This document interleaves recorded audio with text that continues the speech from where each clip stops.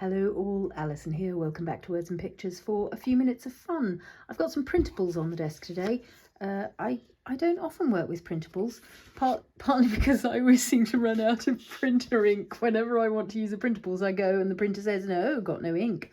But I managed to get it done this time. These are by Art House Whimsy, and this is the Nature Journals collection. And I thought I'd have a little play with those. I've got some of the fabulous new PaperArtsy script printed tissue, so like my printed tissue, but it's all these beautiful vintage scripts, and I used some as a mop-up the other day, and I just noticed that this mop-up of what I believe, I'm hoping, was the PaperArtsy Infusions Slate Blue. I noticed that it seems to tone rather beautifully with these pictures. So I've got some more of that script tissue paper here, which I'm going to glue onto this watercolor paper, and I thought I'd make maybe just a quick quartet of postcards. So you may have heard me bad mouthing the modular sketch paper that I've got in a recent video when we were using wet media, and I said, well, probably it will work for sketching and things. One thing I've discovered it does work beautifully for is printing printables onto. So rather than plain copy paper, these are on slightly better, well, considerably better quality paper. And I'm going to see what I'm going to do. I've got plans to make these into little miniature books at some point. So yeah, I just printed a few of the pages, but it's these butterflies that have caught my eye today. So a quartet of those. I've also got some more of the Seth Apter, beautiful Seth Apter new die cuts that I've been cutting little test pieces from, and I'm just wondering whether I might use those as some more collage elements, just in a simple construction. Anyway, first task is to glue some of this tissue paper to this sheet of watercolor card. You get 4 giant sheets, so there's plenty to go around. I think I'm going to keep it reasonably simple, so I'm just going to go for that.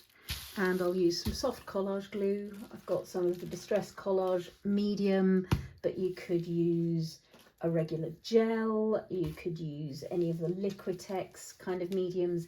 If you've got thicker acrylic glues, just mix them with a bit of water so that you can easily paint them on, paste them on, and glue down your tissue paper. I'm not going to make you watch me do that, so I'll be back when it's done. Okay, I am back just before I finish because I wanted to show you I'm doing this in segments. I put a bit on here, glue down this bit, then peel it up, glue the next bit. So I'm not trying to get the whole sheet on in one go. So yeah, paint the glue on segment by segment, and of course I'm utterly unbothered by any wrinkles and crinkles. In fact, I welcome those as extra texture, particularly if I'm going to be using pigment powders, because you'll get lovely moments where it just sinks into those ridges and creates delicious shadows and textures and all of that business. So that would probably benefit from being allowed to dry before we do the next stage, which is adding a little bit of gesso over the top. So this time I will be back for that. There we go. So I've trimmed that. I'll definitely be keeping these spare bits because they can go on any kinds of projects. If you feel like there's a bit that's a bit blank and you want to fill it up, you can always layer another bit over the top. In fact, well, we could do that. But I think I'm in two minds now. Let's see. So another little bit of that. I've rinsed that brush now, unfortunately. There we go. Might as well, since I've said it, I might as well do it. A torn edge will always show up less than a cut edge. A cut edge will be a visible thing, where a torn edge will quite often just melt into the background. There we go. I didn't actually glue that far across, so I might need to put a little bit under there, gaining myself lovely crinkles and wrinkles as I go. So there, I mean, that's really not going to take the eye by the time we get to collaging and so on over the top of it. So I will put another little bit just across the top of here. because I just happen to have got myself 2 fairly blank bits at the top of the sheet. And even when I cut this into 4 into postcards, creating I guess a kind of a masterboard, this bit will be fairly blank at the top of the postcard, and since it's the top of the postcard, it's unlikely to have that much direct collaging on. I don't like that going sideways. Am I going to live with it? Yes, because by the time it's collaged over and gessoed and la la la, it'll all be fine.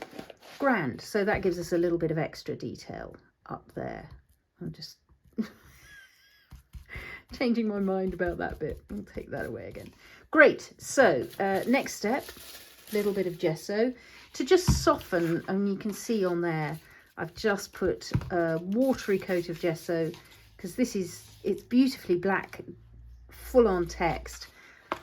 So if you want that, you've got it. If you happen not to want it, it's a very simple fix. So this is just a bit of gesso, watery brush.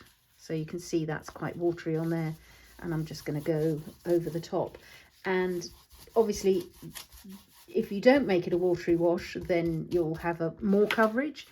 Or you can do extra layers. I prefer to do a thin wash and then add more layers, because it's very easy to add another layer. It's less easy to take a layer off if you find you've covered up too much text.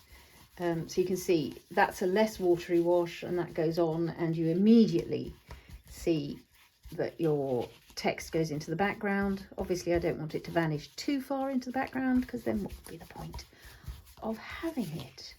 But I think that slightly softer, warmer look is quite nice. And then also that gessoed surface will take the powders differently, so it'll operate slightly differently. Oh, I think what's going on up here is it's actually that first layer of tissue that didn't really get fully glued down. But as I say, I'm willing to live with those imperfections. If you get it really wet enough, sometimes you can sort of get your glue / gesso to go through the paper and stick it down.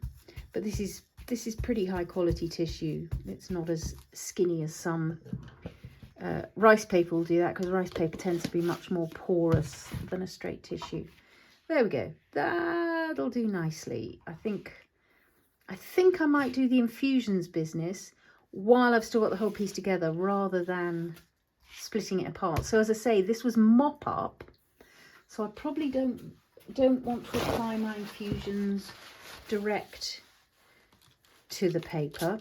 I'm gonna maybe play on the mat. So Infusions are a pigment powder. You can get all kinds of pigment powders. Lindy's do amazing pigment powders. I think Finnabair has got a line of pigment powders.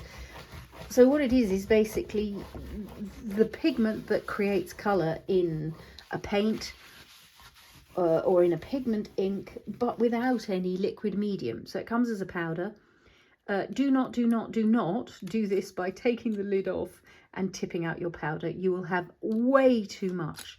So what I usually do is use my much loved bradawl just to create a hole in the top, so a pinhole, and then I keep a drawing pin in the top of that to hold most of it in.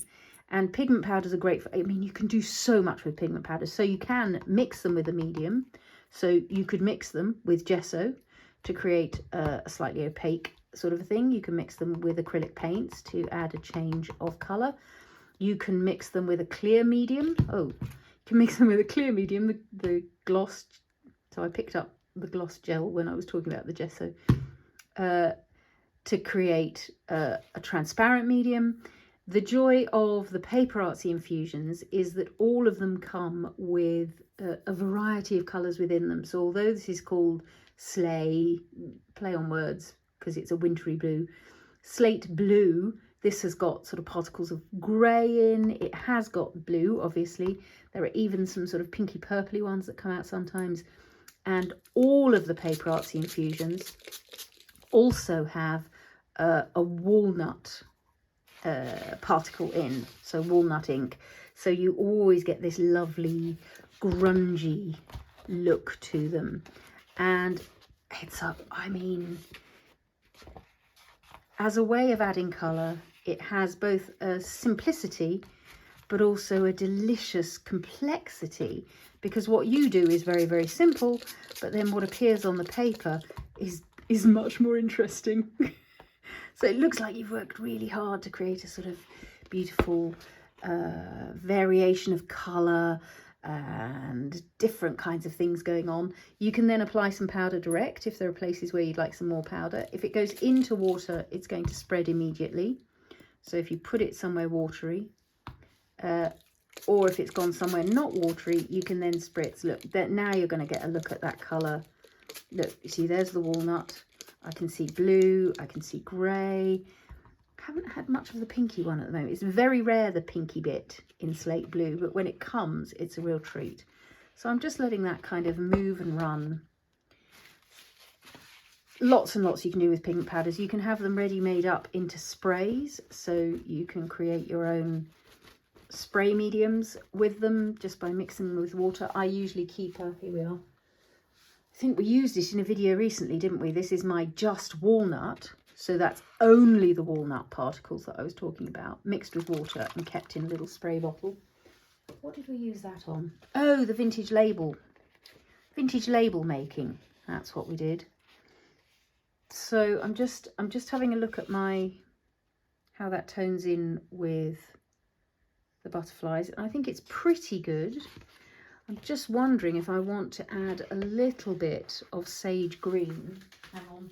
When I say sage green, it's actually called the sage. I'm just thinking it would be nice, because there are lovely greeny tones in here, to maybe have a little bit of greeniness going on. And the sage green is, the green in the sage is again a subtle grungy green that I think is going to be quite a nice addition to this. So you can see I'm being completely random about this, creating just a lovely randomized mixed media-y kind of background. I might dry this a little bit and then pick up just a few more spots and dots. Yeah, let's give it a quick dry. So you can see I've got a few more spots and dots available on the mat, but if I were to go straight back in with a soaking wet surface, they'll just melt and blend, whereas what I want is a bit of layering. I want those dots to be a little more specific. So if I go in over a dry surface, that will mean I layer rather than blend. So I get the use of some of those spots and dots, as opposed to them just vanishing into the watery mix in the background.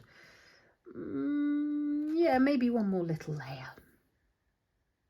Another thing I love about applying the tissue paper to this watercolour paper is that you get almost a sort of a leathery feel to it once it's dried. It kind of feels sort of like leather, like fabric, just a really interesting sort of medium that's got a bit more interest than plain paper. So I think I quite like what I've got going on here, so it might be time to stop splatting, she says, splatting again. It's irresistible. Grand. So cleaning up the pigment, because this stuff, even a granule of it staying on the mat, will want to get involved later on. So clearing up your mat when you're working with pigment powders is really quite important. And you can see that even those few grains of powder have got us something really quite interesting. Again, same as always, if you've got some kitchen powder nearby and you're feeling that some dots are a bit too much, just a little dab while they're still wet, you can pick them up. And if they've already dried, you could even have a go at wetting them again and sorting them out that way. So time to cut this in half and in half, I think, because I think I now, or maybe it would be good to do a little bit, sort of a little bit more masterboarding. Oh look, I could have put some more on here as well. I think I might keep that just as it is, because I'm quite looking forward to that as a tag background. It's about the shape and size of a size 8 tag, so I'm gonna set that aside and use this. I might go, so I'm just looking again at the colours here. I might take, what's going to be a good colour to coordinate into there? Just peering at my PaperArtsy paints, and I'm thinking we might want, let's be a bit fresher than that. Oh, limelight, where's my limelight? So Limelight is a really vivid green. I want something, it's somewhere between Salvage Patina, Speckled Egg, Iced Spruce. It's in those sorts of worlds, just to create something in this background that's going to really reflect what's going on here. These are sort of Uncharted Marinery, and maybe I can find some Fresco paints that will do similar things. Decided I'm going to go with a bit of Granny Smith, a bit of Space Cadet, and a bit of Waterfall. So the Space Cadet, I'm thinking, is going to pick up that sort of butterfly colour there. The Granny Smith and the Waterfall are going to give me some of those in between there. But well, let's just see what we get. It's going to be just a little dot of each of these. I'll give them a good shake, because I don't think Space Cadet has been out for a while. Granny Smith I was using just the other day, so that should be ready to play. And Waterfall is a lovely sort of bluey. So all I'm thinking with this is maybe some paint lid stamping, just to create some echoes of just a bit of mark making. Look, that one is blocked up at the top, so I might just use a brush to put some of that onto the mat here, and then at some point quite soon I need to make sure I go in and open up, unclog my waterfall as it were. Good, so I'm just thinking of, yeah, painting that out, grabbing, might as well use its own pen lid, and putting in some of those. So just a little bit of random pen lidness, paint lid. Quite like a larger one as well while I'm at it. Have we got a big one? Let's use, what are you? Distress Grit Paste. You'll probably cope if I take your lid off for a minute. In fact, I think, yes, you've still got your seal on, so you're fine. Let's have a larger one as well. And this is, I'm really not thinking very hard about where these are going. I'm just putting down. So let's paint you out. And I don't mind that colour is mixing straight away with the waterfall that I've already got on there. That's all fine. So just some, and I'm doing some partial ones at the edges as well, because once we cut these in 4, who knows what's going to end up where. Let's spread this out too. And again, just allowing those colours to mix right away, not a problem. Ooh, that's a lovely colour, that. Space Cadet. Space Cadet? Space Cadet.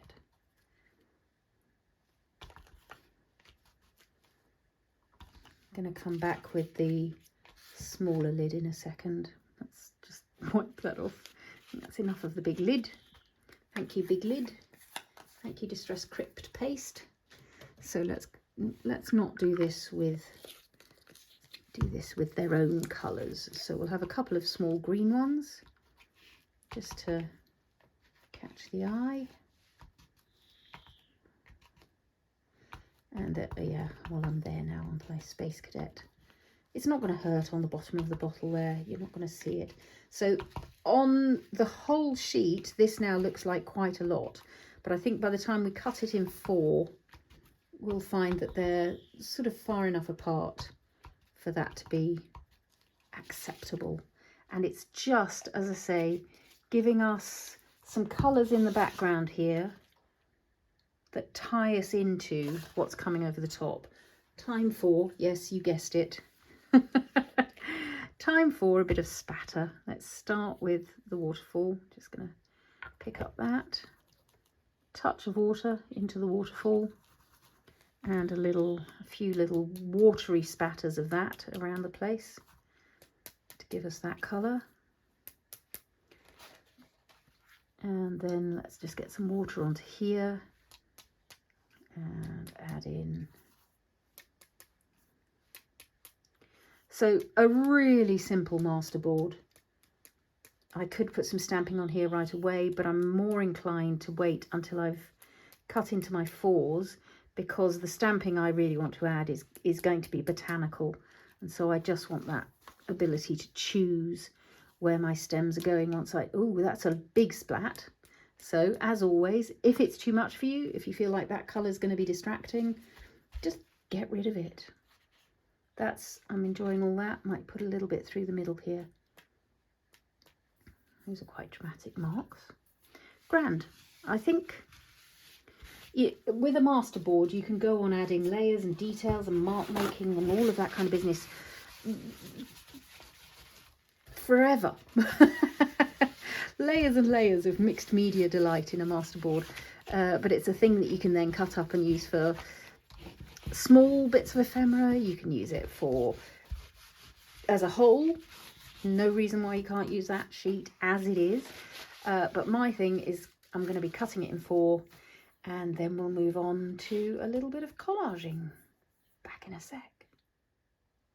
Here we go. So I've cut my masterboard into 4. I've also cut myself out 4 butterflies from my sheet.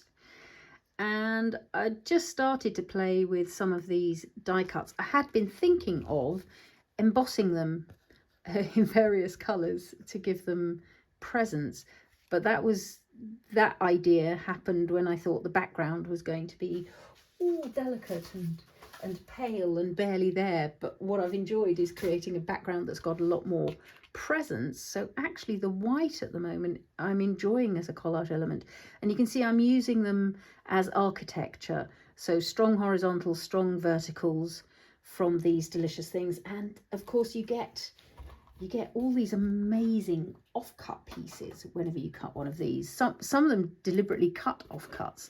So these strips are available to go crossways in places. And so far I've been keeping all of them because I sort of feel like, having got that going underneath, what you might also want are a couple of pieces that do, I don't know, something like this off the edge of the picture.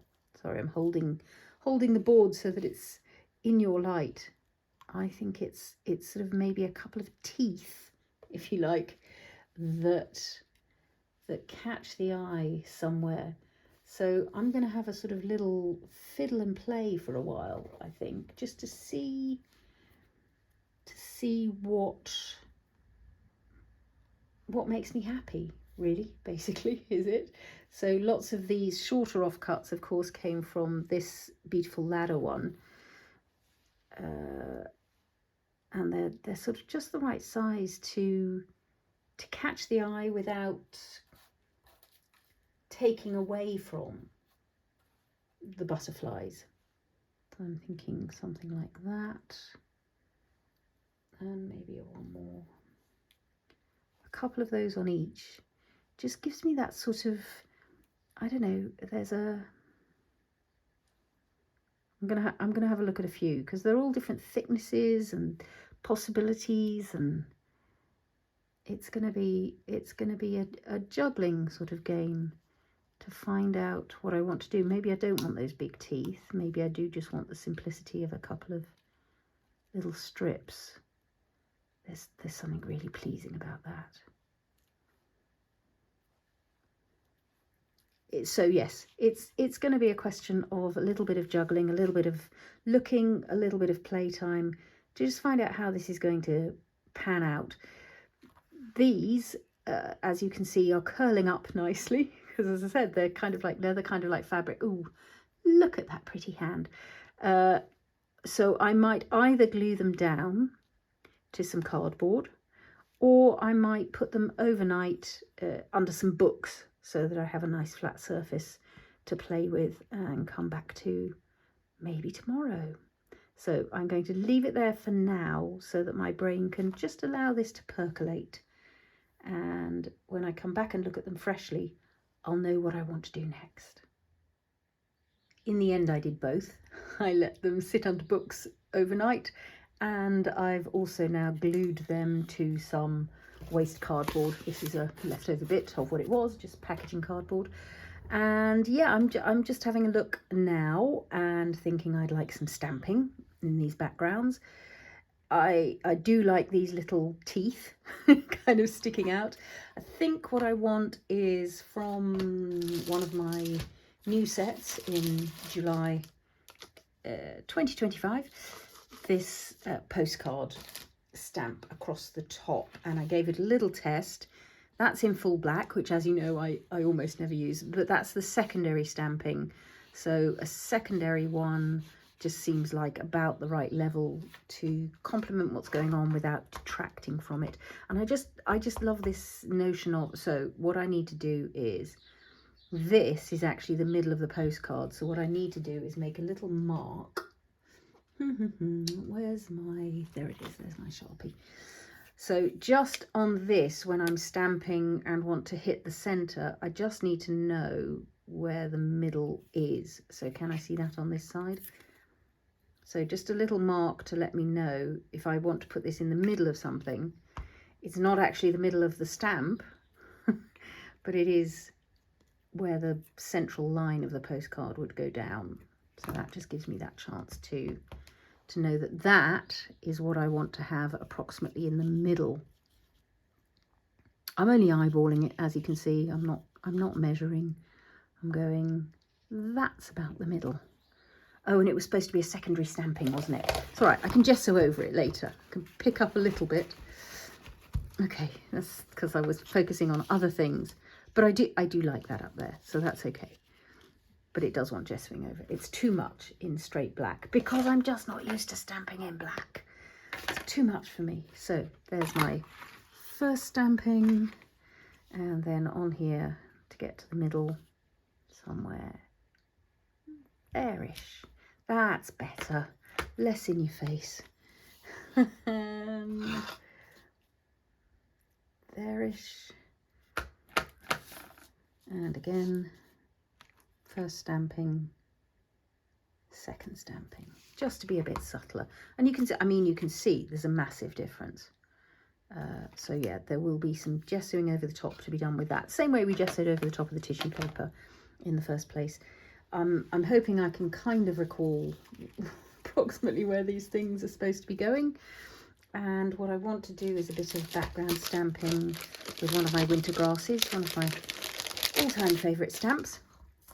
In a subtle way. I don't want it as a foreground thing. This is very much a background thing, so I'm going to do that in Pebble Beach. So you go there, you go over here. Just have to, well, I could go back and look at the beginning of the video if I need reminding, can't I? That's what I can do. If I need reminding of the positioning of those things, if I can't find a happy place for them again. Because it did take a while of moving those things around to work out. Thanks. Unhelpful. Thankfully, subtle enough not to show. So I'm just going to give the back of that a little spritz clean. Like so. And maybe give this a little wipe as well. And hope that that way we can get a proper stick. Let's stamp. That's about what I was aiming for anyway, so that's good. Oh, that is very subtle, isn't it?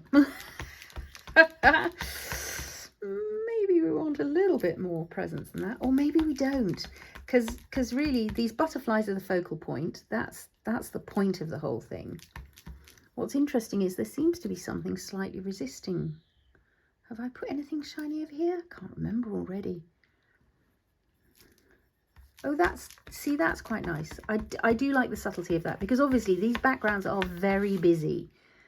They really are. And that's good for what I'm after. But we maybe don't want too much going on. It's really interesting they're not showing at all over there. It's just giving me a little organic detailing and interest, I think. But what I might do is go in with a couple of green ones as well, I think. In fact, let's do that right now. Let's go green. That'll give them a bit more presence. Let's go green here. Yeah, that is nice. I thought I didn't want too much green, but actually it turns out I do want green. I like that. I like that a lot, actually. It's still not, you know, it's not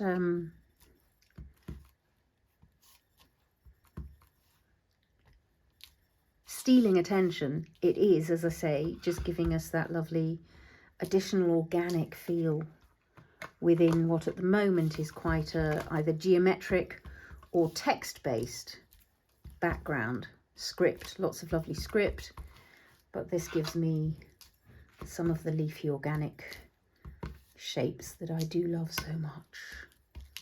Little bits down there. Yeah, happy, happy, happy.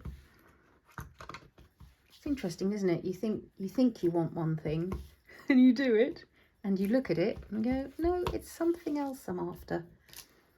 And that's about just listening in as you play to what your heart is yearning for. Let's put another bit down there, another bit down there. Oh, I'm really enjoying that. There's a sort of messy looseness to it all that is making me rather happy. Let me hold those up. So because we've now got so much going on, from a distance, it almost becomes less in your face.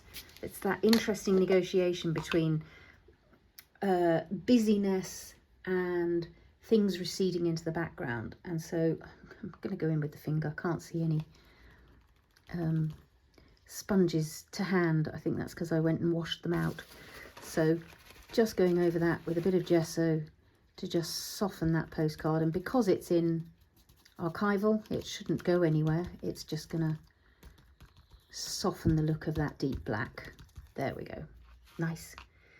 And I think the other thing I want, of course I do, is a little bit of white spatter. I might do that with my Bleedproof white, I think, just to make sure it stays nice and white.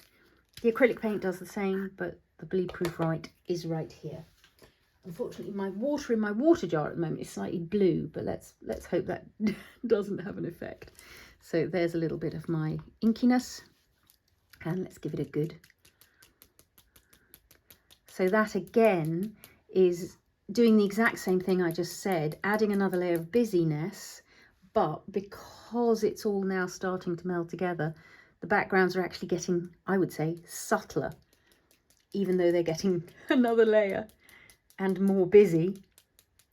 The overall effect is to soften the busyness. Nice. Yeah, I'm enjoying all of that quite a lot. And of course, by putting the white spatter on, I'm making the whole of the backgrounds paler, which is going to mean that our lovely dark butterfly panels are going to kick into focus when we put them back over the top.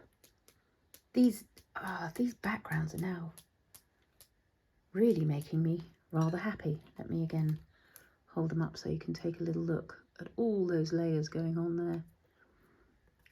But as I say, the overall effect is now softening it into a sort of background design paper. That's what we've created, our very own unique design paper. Starting with a masterboard, and a masterboard just means, you know, a larger piece, layered and layered, that you later cut up into other projects. But then I also do like, after I've cut up the masterboard, to be able to add some other things, because it means I can choose, for instance, as I said, with the stems, that they all come up from the bottom, whereas if I just stamped on the large masterboard and then cut it out, I might have them in places that I don't want them. Great. So having thought that I would do lots of exciting embossing of these Seth Apter elements, I don't think that that's what I want. I think I really like the simplicity of the white. I am probably going to need to take a look to remember what was going on with all these. I think that was quite near the top, and that had teeth going downwards. Grand. I think what I might do is reposition these and even maybe glue them down. It might be time for the gluing down, and then I'll be back to discover what words we want to add. Rather brilliantly, I seem to have pressed stop instead of start, or start instead of stop at some point, and so you've missed the gluing down. I'm sorry. I glued down my pictures and my die cuts, and yes, they have stayed white, little teeth, and the words I decided on are these quote chips, because I feel like it needs the boldness of that to work with the boldness of these images here.